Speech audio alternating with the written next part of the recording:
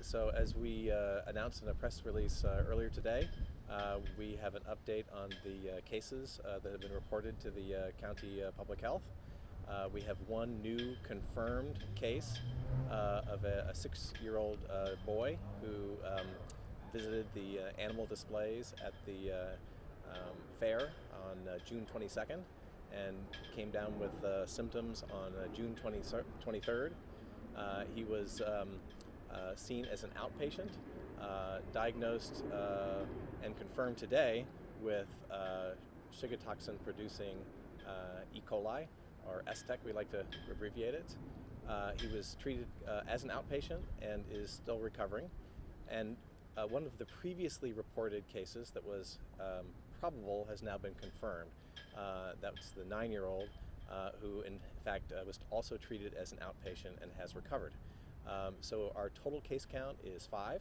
We have 4 confirmed cases and 1 probable case. The only case that was hospitalized was the 2-year-old that died that we reported on earlier. All the others, again, have been treated as outpatients. Now, we've been continuing to get reports of STEC from the doctors in the community. That is a reportable disease. We usually get 1 or 2 a day. That's normal for this time of the year and is consistent with what we've seen in previous years.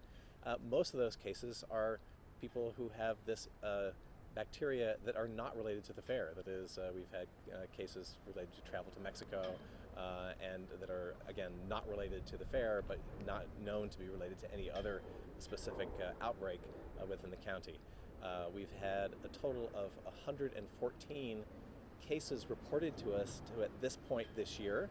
And again, that's about normal for this time of the year. And I'm just trying to give a sense of the volume of these cases that come in and narrowing it down to these specific cases that may be linked to animals at the fair. That aspect, what the ultimate cause or exposures were in these individuals, is still under investigation.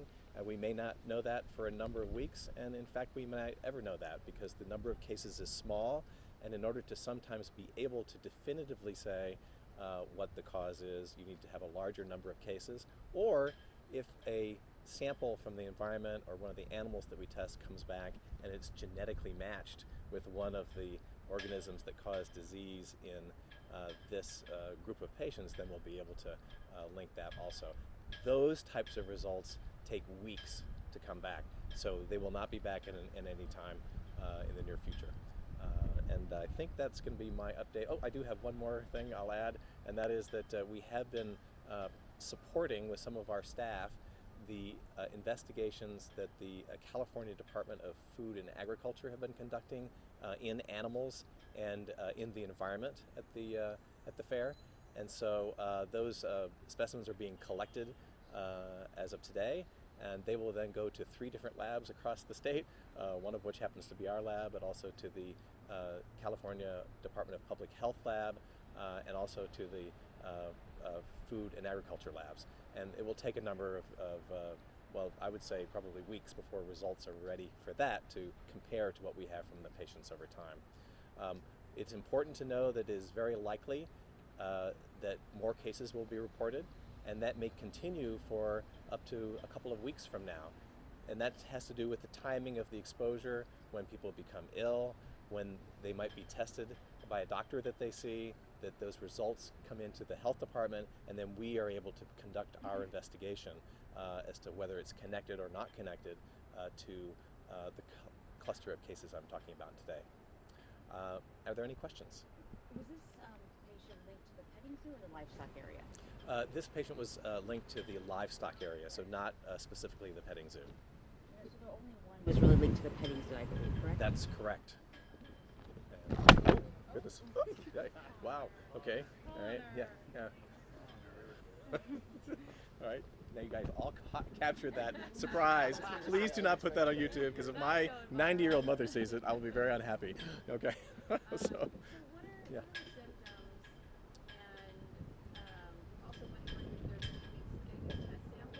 Yes.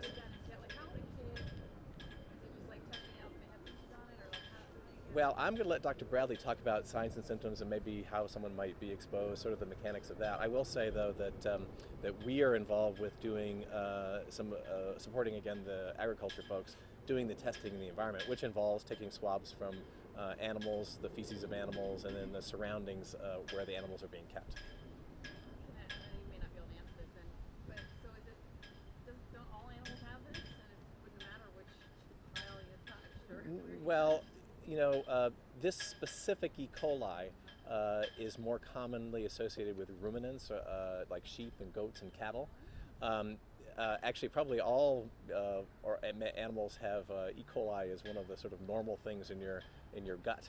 Okay, and humans do too. But the specific pathogen STEC or E. coli 0157 or Shiga-toxin-positive E. coli, that is something that, again, doesn't cause any symptoms for the animals, but can cause symptoms in humans. They're a ruminant group of animals, but I'm not a vet, so don't get me to define that.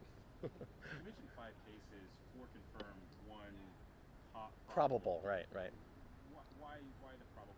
Well, that's a great question. So if we know that the bacteria is E. coli 0157 or STEC, then we're calling it confirmed. That's something that's grown through cultures. And sometimes it's hard to grow and sometimes it takes time, which is why you'll hear us keeping something probable until it becomes confirmed for quite some time.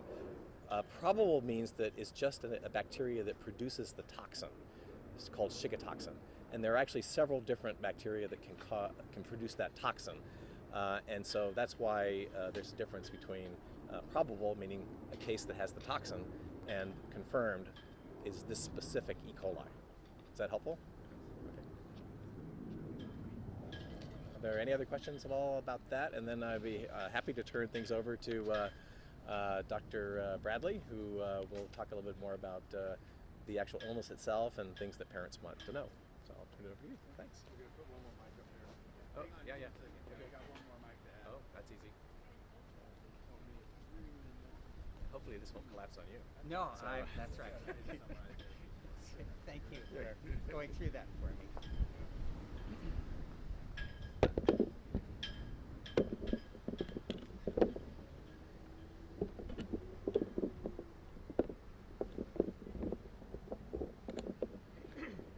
Hey. Okay, great. Set. Okay. Okay. Just let me know. We've all been there.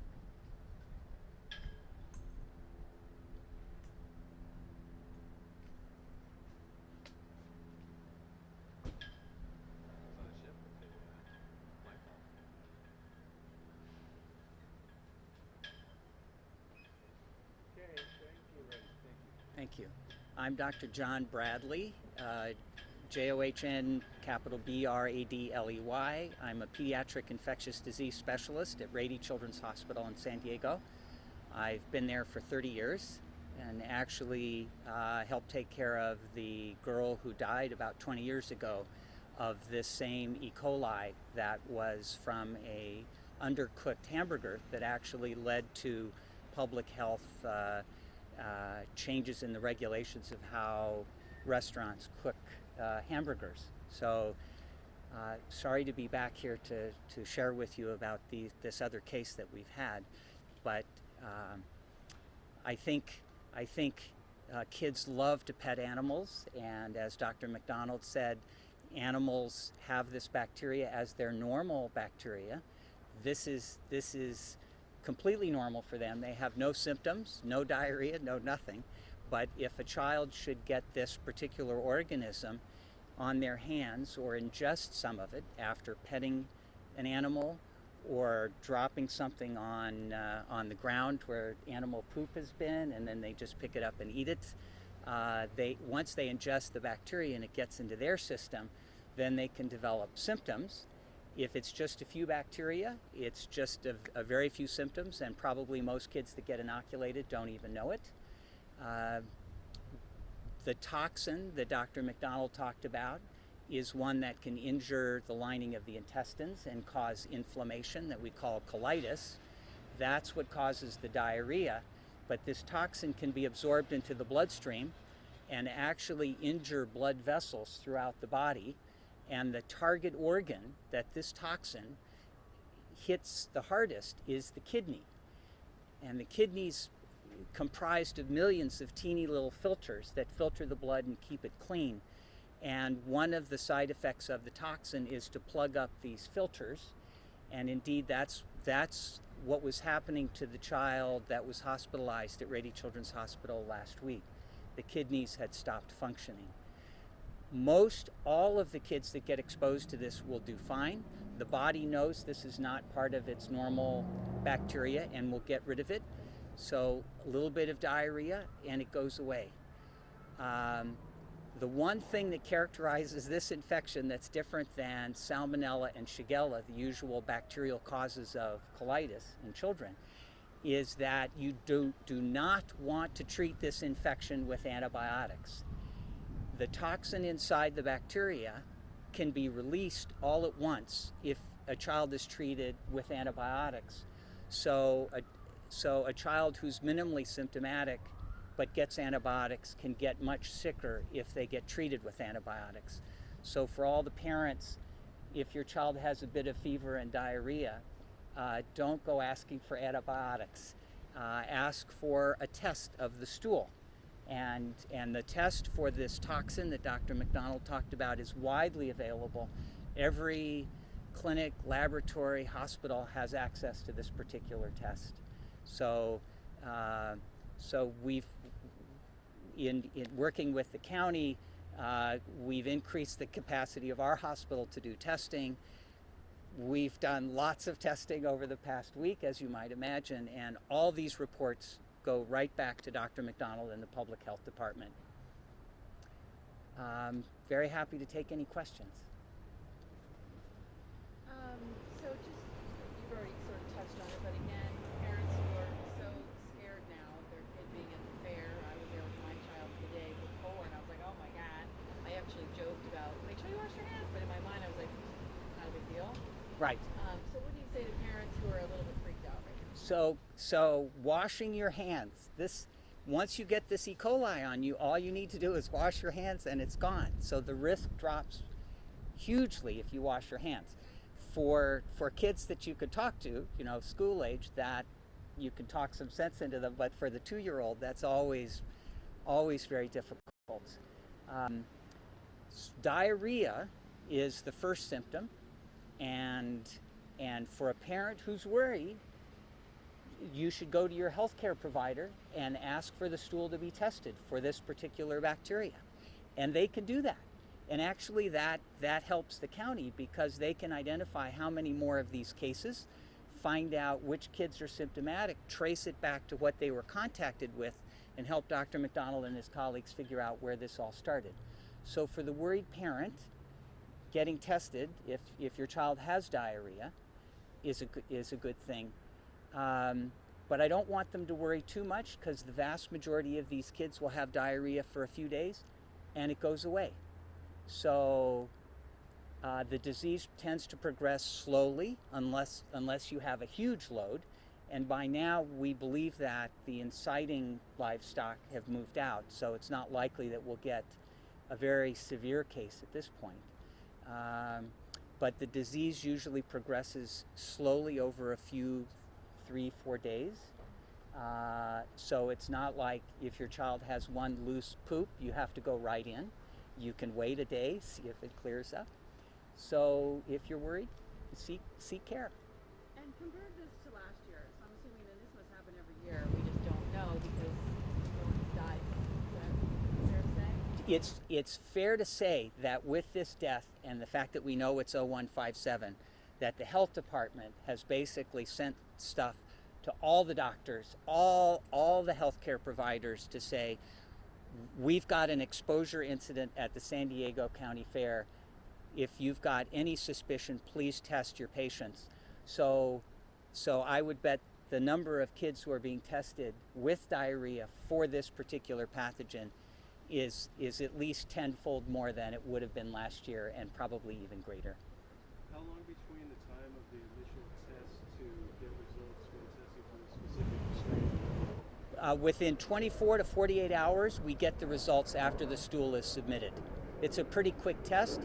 We actually test for the toxin itself, which is a relatively quick test.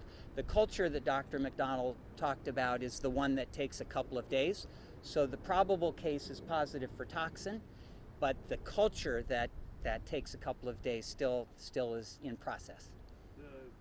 Most of these cases we heard there was a 2 to 3 to possibly 4-day incubation period before the main symptoms came to light, and then they were taken in for treatment, and then there's a few more days after the test, so you could be looking up to a week before you really know what's going on. Would that be fair to say? It's certainly fair to say that that most of these kids have come in after a couple days of diarrhea.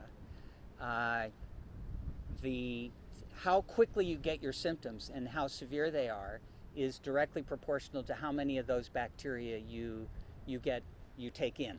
So if it's just a brief touch of an animal and only a few bacteria, and then you eat a sandwich without washing your hands, that's probably going to take more days to show up than if a sucker goes down on the poop, and then the child picks up the sucker and doesn't care about the poop and just starts licking again.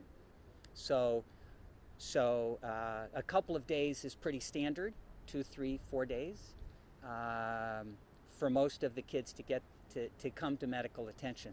The diarrhea generally, for the kids that we identify, and there's probably many that we don't, but for the kids that we identify, the diarrhea is not rapidly progressive. So a parent will go in after their child's had diarrhea for a couple of days and it's not getting better, which is pretty typical of this disease. The kidney problems tend to show up not during those first couple of days, but after a week or so of the toxin's effect inside the body. You say not to give antibiotics. What is the treatment? Supportive. It's to make sure that the child has enough fluids. Vomiting can be part of this, as well as diarrhea.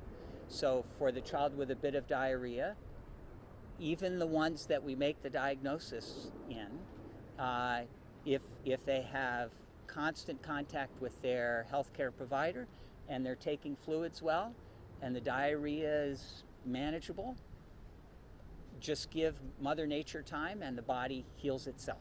Is age proportionate to the risk of fatal exposure, meaning that the fatality we had with the young 2-year-old, as compared to the other cases where you have more in the 8 to 12, kind of that age range, they seem to, as far as we know at this point, seem to be progressing in the correct direction? Would that be fair to say? I think it's fair to say younger kids tend to wash their hands less and would get into trouble more often. But I think Dr. McDonald would know the statistics certainly about what proportion of all the cases that get reported to him are children. And there's adults that have this too. So not with a San Diego County Fair exposure. But that would be a question I would ask him. Also might be a question for Dr. McDonald, so forgive me. That's okay. Sure. Do you want, Jack, come We on. can switch off. Yeah, we'll just switch off. No worries. Yeah. At 114 cases this Sorry. year, Yeah. thus far, can you know offhand how does that compare to the last year? I mean, is there some other metric by which we can kind of compare that to? Well, that's a hard question for 2 reasons. One, the test that Dr. Bradley talked about, that Shiga-toxin test, has become more available and cheaper and faster in the last couple of years than it ever has before. So we get more of these reports, and that's been true in the last couple of years. We had a large outbreak of this organism at the Marine Corps Recruit Depot 2 years ago.